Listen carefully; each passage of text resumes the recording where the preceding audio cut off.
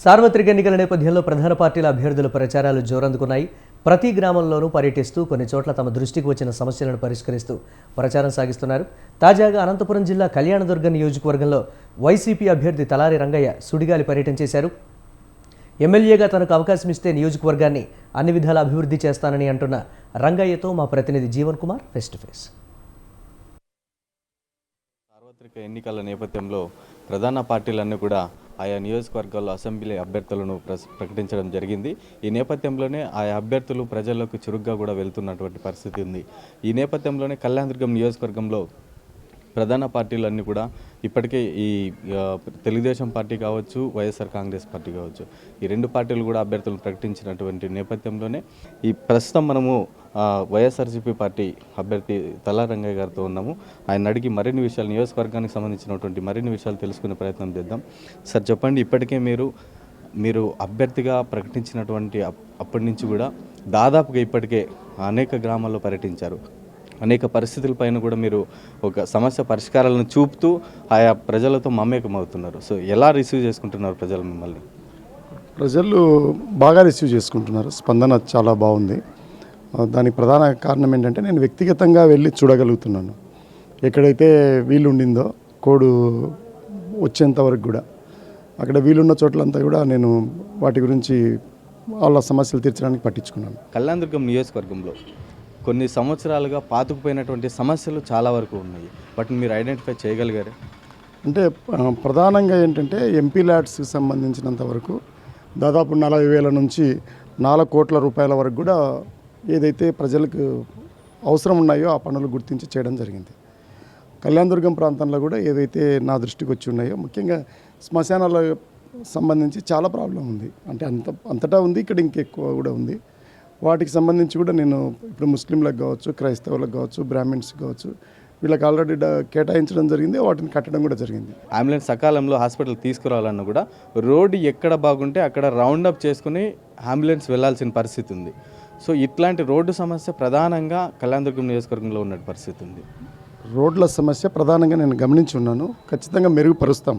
వచ్చే టైంలో మేము డెఫినెట్గా చేస్తాము. ఉపాధి హామీ పనులు చేసినప్పటికీ సకాలంలో బిల్లులు అందకపోవడం వల్ల వారు ప్రత్యామ్నాయ మార్గాలు అంటే దగ్గరలో ఉన్నటువంటి కర్ణాటక రాష్ట్రానికి వలసలు పోవడం, మళ్ళీ పాత తరం వాటి సాంప్రదాయాలు మళ్ళీ తీసుకోవాల్సిన పరిస్థితి ఉంది. సో ఈ పరిస్థితిని మళ్ళీ మీరు ఎమ్మెల్యేగా గెలిచిన తర్వాత ఇలాంటి సమస్యలకు పరిష్కార మార్గాలని ఎలా? ఎందుకంటే నేను స్వయంగా ఉపాధి హామీని ఈ జిల్లాలో ఇంప్లిమెంట్ చేసిన ఆఫీసర్ని. నేను గట్టిగా చెప్పాలంటే ఫస్ట్ ఇంప్లిమెంటేషన్ ఆఫీసర్ని. దాన్ని నేను చేయడం అనేది నాకు సులువు. బిల్స్ ఏవైనా పెండింగ్ ఉంటే మెటీరియల్ కాంపోనెంట్ కింద ఉండేవి ఉంటాయి, కానీ వేజ్ కాంపోనెంట్ కింద ఎక్కడ పెండింగ్ లేవు.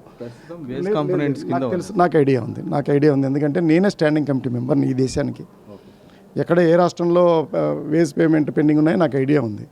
వేజ్ పేమెంట్లు ఎక్కడ కూడా పెండింగ్ లేవు.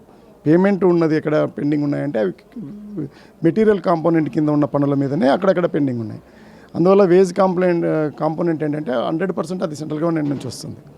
అది పెండింగ్ ఉండే అవకాశం లేదు. చంద్రబాబు నాయుడు ఒక్కోసారి బీజేపీ పార్టీ విషయంలో అనేక దురుసు ప్రవర్తనలు, అంటే ఎక్కువ వాటి మీద ప్రత్యేక హోదా విషయంలో కానీ ఇట్లాంటి విషయంలో ఎన్నో ఇది చేశాడు. సో దాని విషయంలో ఇప్పుడు వాళ్ళ దగ్గర పొత్తు పెట్టుకోవడాన్ని మీరు ఎలా చూస్తారు? ఏం లేదు, ఆయన నోరు పారేసుకున్నాడు. ఈ ఆయన పాలిటిక్స్ 30 ఏళ్ళ కిందటైతే సరిపోతాయేమో, కానీ ఈ వాట్సాప్ ఇంత కమ్యూనికేషన్ ఉన్న రోజుల్లో వీలు పడదు. ఎందుకంటే ఏ సందర్భంలో ఏం మాట్లాడినాడు అనేది మళ్ళీ తిరిగి జనాలు గుర్తు చేసుకుంటారు. ఒకవేళ ఎవడన్నా ఆయన చేసుకోలేకపోయినా గుర్తు చేయిస్తారు జనాలు. ఈయన బీజేపీ మీద ఇలా మాట్లాడాడు, మోడీ మీద ఇలా మాట్లాడాడు, పవన్ కళ్యాణ్ మీద ఇలా మాట్లాడని చెప్తారు. అందువల్ల ఇప్పుడు పాలిటిక్స్ మారిపోయినాయి. అందువల్ల కుదరదు. జనం ఎవరిని నమ్మాలనేది జనానికి ఖచ్చితమైన అవగాహన ఉంది. ఫైనల్గా కళ్యాణదుర్గం నియోజకవర్గ ప్రజలకు మీ తరఫు నుంచి ఇచ్చే సందేశం ఏంటి? మీరు చేసే విజ్ఞప్తి ఏంటి? ఇది నిజంగానే పేదలకి పెత్తందారులకు జరుగుతున్న ఒక యుద్ధం లాంటిది ఎన్నికలు అనేది. మీరు సరైన వ్యక్తిని ఎంపిక చేసుకోండి. నాకంటే నిజాయితీ లేదా నిస్వార్థము లేదా అవగాహన ఉందని మీరు భావిస్తే మీరు నిర్ణయం తీసుకోండి.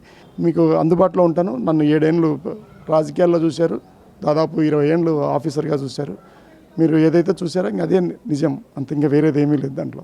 ఇది ప్రస్తుతం వైఎస్ఆర్సీపీ కళ్యాణదుర్గం నియోజకవర్గ వైఎస్ఆర్సీపీ అభ్యర్థి తల్లా రంగయ్య గారు 4 లక్ష్యాలతో ముందుకు వెళ్తున్నటువంటి కళ్యాణదుర్గం నియోజకవర్గ ప్రజలను అభివృద్ధి చేస్తానని ముక్తకంఠంతో చెబుతున్నటువంటి పరిస్థితి. కెమెరా పర్సన్ పరశురామ్తో జీవన్ కుమార్, అనంతపురం నుంచి కళ్యాణదుర్గం నియోజకవర్గం.